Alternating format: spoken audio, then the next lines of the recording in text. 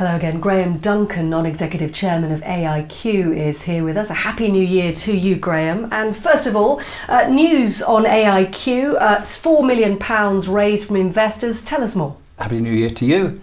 Yes, indeed, £4 million raised both from the UK and from Asian investors. We're a SPAC, which is a special purpose acquisition company, otherwise in certain cases known as a shell, with the defined purposes of making acquisitions in the e-commerce sector.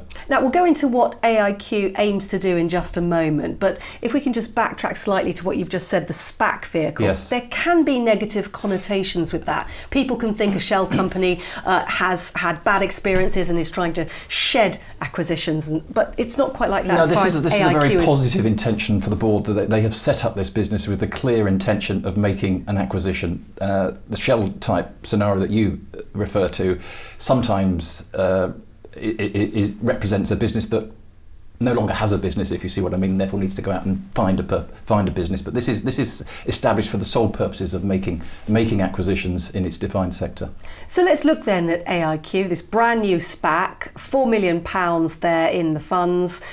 What are the aspirations for the company at this stage? Well, the aspirations are that we are now well capitalised. We have a strong management team based both over here and in Asia, and the aspiration is very much to identify opportunities in the e-commerce sector, particularly with regard to data mining, artificial intelligence, social and online media. That's where the expertise of the board lies, and that's where the focus is going to be. Tell us then about the board. What is the pedigree there? What's your own experience? The pedigree of the board is that we have two executive directors, Nicholas and Marcus, who are based in Malaysia. Their background is in e-commerce, in artificial intelligence, in online social media. They've built, developed and sold businesses internationally, and that's very much where the business is coming from. On top of that, we have a non-executive board, which is both myself and Harry Chatley.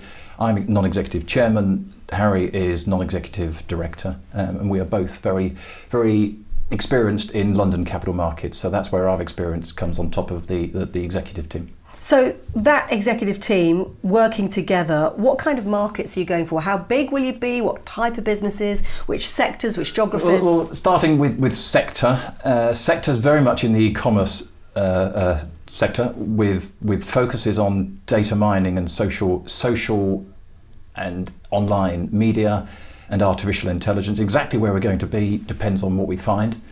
But the focus is both sector and geographic. Geographically, we've got a very open mind, but it's likely to be a combination of Europe, North America, and Asia. So it's not regional. It's very, very international. You won't have just set this company up out of the blue. You must have your eye on several assets. Would you give us a hint at what you might be looking at? What you we don't have a specific be interested in? We don't have a specific target in mind, but we've got an idea of the sort of opportunity that we're looking for, and that's really going to be the focus over the next probably 6 months or so. Exactly how long that will take depends on a number of factors in terms of entering into negotiations, finding the right management team and finding the right chemistry that's going to work, because clearly any business that already exists, there's going to be a knitting together of management teams, and the chemistry is going to be very important. Which brings us on to time frame. You mentioned 6 months. How long before AIQ is, today is the first day of trading, isn't it? But today is the first day of trading, and I think the key is not to rush into anything that comes across our plate.